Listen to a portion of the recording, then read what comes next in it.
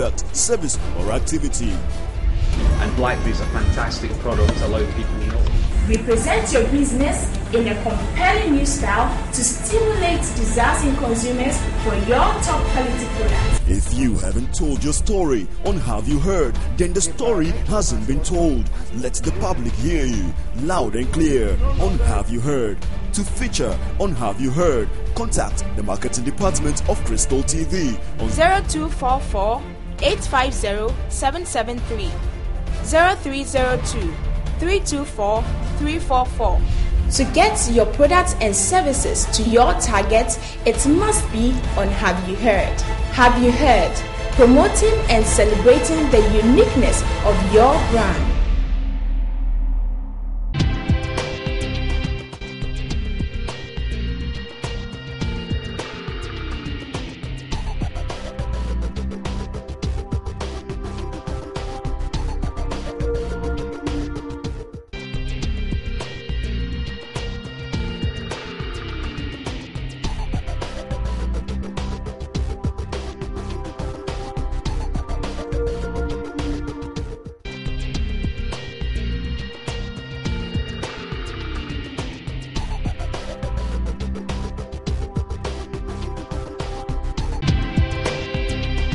Yeah, welcome back. The program is still through BlazersAfrica, where we are looking at some of the issues that borders on the development of Africa. There was a statement that Dr. Kwame Nkrumah, who of course is the father of Pan-Africanism, said. He said, "Nothing it shall be right if your political situation is not right." But I have a Pan-Africanist in the house who will help me to put it in the right perspective and make you to understand. Can African economy be right without getting our politics right? I don't think so, because your politics is a reflection of your economics. Just as your economics is a reflection of your politics, you know.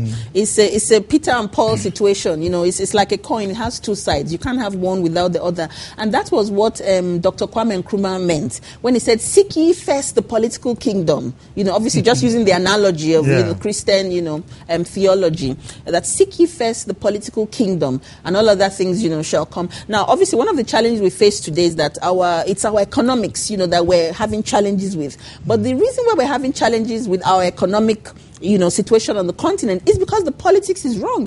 We still want to be capitalists. We still want to copy, European systems without understanding that Europeans, or the West, because when we say Europeans, I'm actually talking of Europeans in Europe and the people in America as we know them today. Those are the same people, ethnic people, the white people.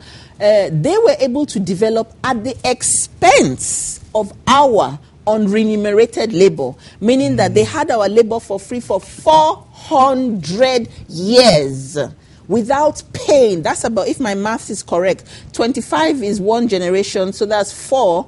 So that's about 4 times 4, 16. Yeah, well, if you have 4 generations in 100 years, in 400 years, you have about 16 generations of not paying a penny for their labor. That's how they were able to develop their own nations. And by continuously exploiting, for example, Ghana, they exploited all the gold in Ghana. So that gold, the gold that is here in Ghana, that you get from Ghana, is used to develop another economy. You understand? But now, these are things, obviously there's blame external and internal, because there are people that allow these things to go on. As today we allow it to go on. We go as African countries going around with begging bowls, going to beg for aid. When you have oil, you have gold, you have diamond, and you are still poor. Doesn't that tell you something about yourself? That there's a problem somewhere. And I don't even use this word, but I use the word impoverished. So they're just all sorts of dynamics, but... Well, I think the major problem is we have the raw material, but we send the raw to them, they bring it back refined, and we buy it in higher prices. We refuse to refine our products. We refuse to refine it. Yes. Now, but we like I was saying about the book, I was almost crying when you were raising that book. And you said they wanted to just sweep them, throw them out, bend them. Yeah. How do we get information? I think this question of information, especially asking that today in the 21st century, that's such a profound question and a profound issue. And I'll tell you why. like, today everything is about social networks, we're on the internet, information is at the click of a button, even issue of books is like they've become redundant. So how do we, but if the information is hidden in books or archives or whatever, and we are not willing to read. And we're not willing to read, and our young people have even gone beyond reading now, they're just on the web. How are we able to get that information out, to extract it and make it real for our young people? So this is one of the things that we're now doing. So, for example, the Moyo Pan-African Solidarity Center with Moyo Wataifa, with some other progressive organizations, we're working on a documentary on the life, the times, and the legacy of Osagyefo Dr. Kwame Nkrumah. So to attempt to bring the history out from the books, out from the archives where it is hidden, and put it on film. Now, that's a major challenge because, we as black people, I'm so sorry to say, we're used to white people writing our history. And that's what we're more comfortable with. So white people write our history. White people make the films about us for us to watch, just like they also refine our products and sell it back to us. But we're thinking that we need to begin to face our own challenges. We must write our own history. We must make our own films. We must research our own, knowledge and our wisdom and put it up for our youth to see that we were a great people. We have a powerful history and we have an even more powerful future if only we take these responsibilities into our hands. So this is some of the work we're trying to do. So it's you're a trying challenge. to put this together. Information together. How soon, because I'm sure my viewers will be asking the same question. Well, one of the challenges we face is about resources, looking for resources, funding to put it together. But we're hoping that in 2 years' time, the documentary can be ready. So this is the research stage, and to do research about Nkrumah, he was just an extraordinary person. You've got to go to different countries all over the world to go and look for his information, because Nkrumah wasn't about Ghana.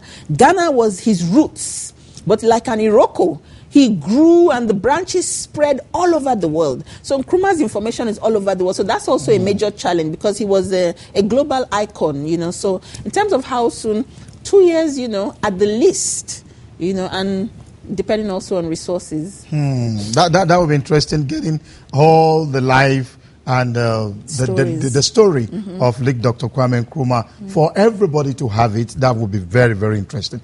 You're a woman, you've been to several countries, championing. I think Beijing conference has done something great. Or you want to say no to that? No, I don't even really want to discuss that. I'm a revolutionary. I'm not a liberal. But yes, nothing to do with Beijing. African liberation is, I think, a more profound issue. So how do men see you? I don't know. I think men who are serious about African liberation, who have a vision for our future as a race, I think would appreciate one. But people who have small minds, and think you should be at home pounding fufu for them, then obviously they'd resent you. But, these are not the things I concern myself with. But I think that, and we work with men, we, as African women, we work with our men. You see, the interesting thing about African culture, in the olden days, before the Europeans and the Arabs came, in African society, you had the male and the female. If you had a male structure, you had a female structure. Like I know from Nigeria, if in the Yoruba say the yellow day, I'm saying you had the male and you had the female. The market women, the market men, the female soldiers, the male soldiers. That's one thing we don't know, that we actually had the Amazons in the country we now call Benin, the Republic of Benin, in Dahomey. They had female soldiers in the 14th century. This is now the 21st century. They had female, so that is a whole barracks, a whole platoon full of female soldiers. I'm just trying to let you know that African culture is not what we portray to be today. This backward kind of mentality that wants to hide women away. That's not how our ancestors were. Our mothers were powerful warriors who fought side by side with the men. But with this introduction, when we came into contact with Arabs from the East, who hide, that's their culture. They hide the women. And Europeans from the West, who have a culture of a housewife. A housewife means you're trapped at home. Africans have no culture of housewives.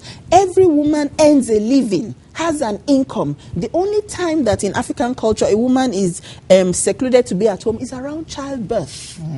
Either before you give birth or just after. Apart from that, women were out and about. So that's the other thing, that the things we think are African culture, we've gotten confused with European culture and Arabic culture. So we've always had strong women. Yeah, no, because we are now talking globalization. Yeah. Has it really helped Africa? First of all, let me just say this about globalization, that even before the concept of globalization formally occurred, the Europeans and the Arabs had globalized us. What do I mean? They had taken us, dispersed us to far places. You go to Iran, Iraq, Palestine, you meet people who are much darker in complexion than you. 100% Africans. These are the people they took away, over close to 1,000 years ago. You go to Suriname, Brazil, Americas, Asia, Europe. You find Africans there that are exactly, and I mean Africans, 100. So I'm saying that we are the one race that is a global race. So we had been globalized long before globalization. So I'm just trying to place that in context, because whatever we discuss in our lives, we must see it from our perspective. We must use our own lenses. So has globalization helped us? What's globalization? Globalization now is practice is this capitalist way of, going around and dominating everybody's economy. It hasn't been profitable for us. Rather, we've been victims, but we now need to be able to use it to turn it over. And that's where Pan-Africanism comes in. Because when we say Pan-Africanism, we mean that Africans from every part of the world, for us to now use ourselves, because ourselves means us, human resources, and our material resources for our liberation struggle. So the Africans in the West, whatever skills they've gained, like African Americans or African Brits, bring those skills to the table. Africans from the continent, bring those skills to the table. Africans in Asia, bring those skills to the table. And do you know how many we are in the world? We are over 1 billion strong of Africans. So Africans are not just us on the continent. We have to understand that in this war that the thing is, we're in a war, but we don't understand that, We are in a war, but we don't understand that we are in a war. 1966, there was a coup against the great man himself, like Dr. Kwame Nkrumah. And that crystallized into several things that claimed his life 1972. 40 years ago, we need to say kudos to this great man. 1966, the CIA coup, was it a blessing in disguise or a trouble that took us back more years into slavery? That 1966 CIA coup against Dr. Kwame Nkrumah was one of the most devastating things that was done to us, and that has taken us back. Some people say 50 years, some of us say 100 years. Because Nkrumah had, built a global situation, whereby the African revolution was happening. Remember that all the countries, one by one, were gaining independence, because Nkrumah under Ghana had led the way to show that the black man could do it. We could stand up to white people. We could try and, just create our own reality. He formed so many industries, factories, schools, institutions here in Ghana, using Ghana as a mini platform for what would happen in Africa. And indeed, the rest of us, look at me, I'm not Ghanaian, but I have so much passion for what Nkrumah did, because I learned this from my father. My father told me a story, Emo. He said that on that day, when Ghana gained independence, he was a student in London. He said overnight, every black person became a Ghanaian, and that whereas in the UK at that time, because of the racism, they used to work so humbly. He said they all started to be so hold out their chest, and they were so proud, and they used to stand up to the white people, because one country back on the continent this is the 50s, had dared to be able to chase out the white people and gain independence. Do you see what I'm saying? It's a spirit that transfers. You say, I'm strong, I can do things, I'm a great person. And that's what the Americans, with the French, knew that they had to cut down so that we'll turn back our mentality into slaves and feel that for every little thing, we have to take our begging bowls and travel to the West and go and beg. So that coup, it killed that spirit of a powerful African personality. But most importantly, it did another thing. It sent a message to a lot of prospective African leaders that don't you dare stand up to the West unless this is what we'll do to you. And of course, look at what happened. As soon as Nkrumah was overthrown, look at what happened in Ghana. Sold off most of those factories, those institutions, everything is destroyed. Similar things, in other parts of the world. So I'm saying that it's affected us so much, that it's only now that we're sort of waking up from that devastation, to say that we want to try and recreate that kind of Pan-Africanism again. But people think that people are passionate about Nkrumah. We're not passionate about Nkrumah. Nkrumah is dead and gone. We're passionate about the outstanding vision that makes him, even though he's been dead for 40 years now, still relevant to the lives of millions. Taking you up for 40 years, this is the year we are celebrating his 40 years of demise. Do we have any program from the Pan-Africanism group? Absolutely. There are programs all over the world. First of all, Nkrumah is not a local figure. As we speak, people are organizing programs in America, in Europe, all over on the continent. I know there are programs in Nigeria, in Ghana. I'm sure there are things happening. But for us, as an organization, we're having what you call a Kwame Nkrumah memory project, because that's one of the things we suffer from as a people. Our memory is short, and we don't pass on information to the youth, to the next generation. So we're developing this memory project, and part of the documentary that we're doing is part of the memory project. So hopefully we're going to be, trying to put together a trailer about the documentary. We also want to have a mobile exhibition on Nkrumah's life, so that can move from place to place. So there are lots of projects, that are happening, but this is an important time, that this is exactly 40 years since Osagyefo passed away in 1972, and that each African in their homes needs to remember him both privately, publicly, and collectively. Now, before I ask you some personal questions, someone said to me that it will be difficult for us. I think it was Mr. Kwesi Pratt, the publisher of Insight magazine, that to get another Kwame Nkrumah in Africa, it will be tough. Do you agree with that? I agree with that on one hand, but I tell you what, we have to be able to instill things in our youth for us to make them know that in all of them, there is a Kwame Nkrumah inside there. Let him come out. You see, the thing about Nkrumah was an ordinary man from a very working class, was half working class, half peasant background, who rose to the heights he rose. So that means that any of us can be Kwame Nkrumah. We only have to let that spirit, that vision come out, So on the one hand, you could say that, but on the other hand, I think there's a potential Nkrumah in all of us. The question is, will we let him out? Then what would you say about some leaders that don't want to leave office? Well, after spending years, because I heard you, but I'm not going to take you on that, because you actually said you are not for the person as an individual, but for the system and for what he stands for. Yes. Well, you see, this thing about leaders, if, for example, we had a leader who was doing all the things we want, and we're feeding and we had schools, we wouldn't be worried about these things. But the point about these leaders that we have today is that they're just there to serve their own, purpose. You understand? So they're of no use to us. So whether they're even there for one day or for 100 years, it's just a waste of our time. So I'm saying this the issue is not how long they're in office. What are they doing in office? And we have to be careful about this thing of leaders not wanting to lead office, because sometimes that's a European narrative. The Queen of England has been in power for over close to 50 years, even more than 50 years. Why doesn't she leave office? Is it monarchy? Well, yeah, but she holds power. If she doesn't confirm a prime minister of the UK, you cannot become the prime minister. The Queen needs to confirm you. The point I'm making is that let's not get into European narratives. Let's be clear about our own agenda. Our agenda is that our leaders do the things we want.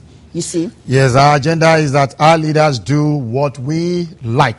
Before I give you the question of the week, let me quickly ask, why did you go on exile? We were becoming personal now. Yeah, that's fine. We were student union leaders. I was born in Nigeria. that's where I studied, and went into university. And when I got into university, I was a student activist and an organizer. And, so I did that for my first degree in Ibadan. And also when I went to the University of Lagos for my second degree, I also continued as a student union organizer. And when in the 80s, the IMF and the World Bank introduced the structural adjustment programs, the SAPs, to come and deceive us as usual and, start to exploit us. And the good thing about us in those days as students, we didn't just organize on campus issues. We were very internationalist in our perspective. So we organized the first, countrywide SAP uprising, structural adjustment uprising, and we were able to mobilize from every, Nigeria is massive, and all the states were able to shut the country down, and that was under a military regime, and they started to hunt, for those of us who had led, those uprisings, and so some of us had to disappear into exile. Were you afraid? Oh, well, as a young person, of course you'd be afraid, but it's not being afraid for yourself. Because when the army is hunting you down, in this our neo-colonial country, they're quite vicious. They come for your parents, they come for your siblings, it puts your whole family at risk. So you even need to move from wherever you live and move to another state. You need to disappear, basically, because they come, to your parents, and your mother, your father. And so I'm just saying that the politics, the stakes were very high. So, we had to If a government decide to give you a portfolio, would you be willing to serve and drop this that you're doing?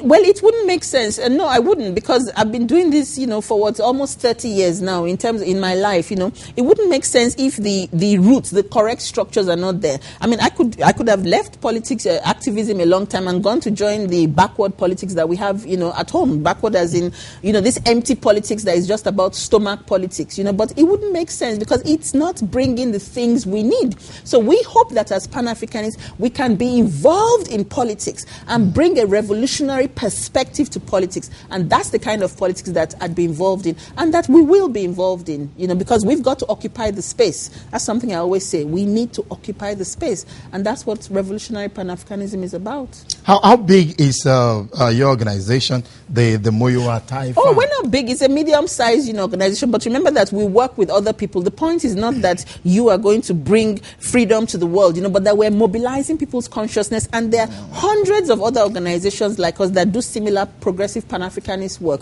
But we need to start to build a movement, a global movement, just like Kwame Nkrumah said. You have your office in Ghana and in UK? Yes, we're based in Ghana and, in London in the UK. Any plan to expand to other African countries? Oh, absolutely. We're hoping, to be able to expand to some other West African countries and to Angola because we don't now have an official presence in Southern Africa. Okay. So we'll also be expanding, to Angola. But we need all the help we can get. All right.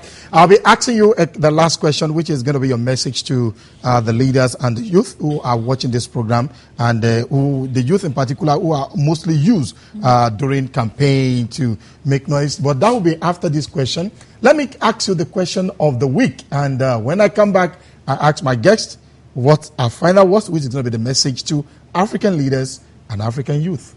Stay with us.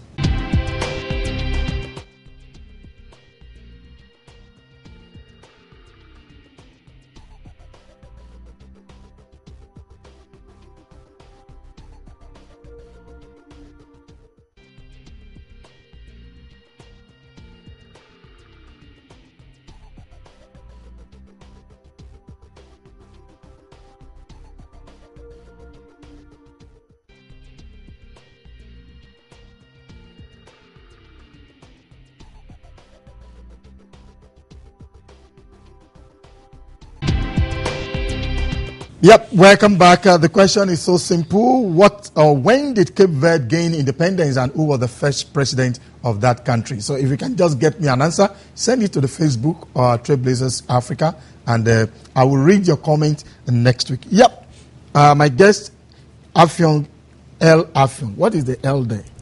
Oh, it's my middle name. You don't want to Limene. Oh, no. Limene, okay. Yes. AFFIONG, Limene, AFFIONG. What's your message to African leaders and the youth? I must confess, I'm not terribly concerned with African leaders. I think we need to get rid of them. And that's, generally. So I don't concern myself too much with them. They're not living up to the vision and the dreams and the aspirations of us as African, people. And they need to learn from the Nkrumahs, from the Lumumbas, from the Sankaras. We have so many people that they could learn from. So I'm not impressed, with the vast majority of our leaders. My message and my concern is with the youth.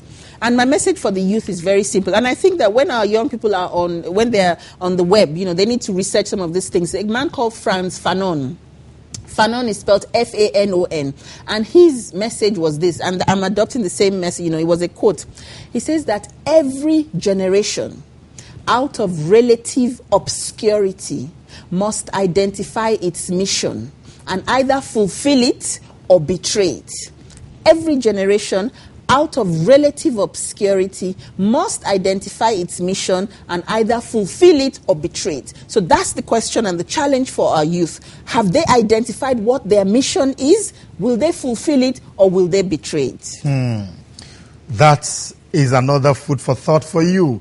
Have you identified your vision? Will you fulfill your vision or will you betray it? I also believe in you on that powerful quote for the week. Will you fulfill your vision or will you betray it? I want to thank you very much for coming. In spite of your time, today US, tomorrow Germany, another day.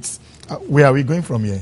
No, we're going to conquer our continent. We need to occupy Africa. We occupy Africa. Thank you very much for coming. Thank you so much. Thank you. Yeah, it's a pleasure to have you on the program. Thank you so much. Well, AFFIONG had been my guest. She is the executive director of Moyowa Taifa, Swahili word, which means Heart of a Nation, an organization that is determined to liberate women all over Africa, not only those in Africa and those beyond Africa, Africans in the diaspora. I want to say a big thank you to her and, of course, to the organization for allowing her to come on the program. It's been BlazersAfrica, and I've been working with a lot of people. Heidi Johnson, Rue Elvis, Ato, and several other people have been part of today's production. My name is Moses Owopade. I'll see you again next week. Bye-bye.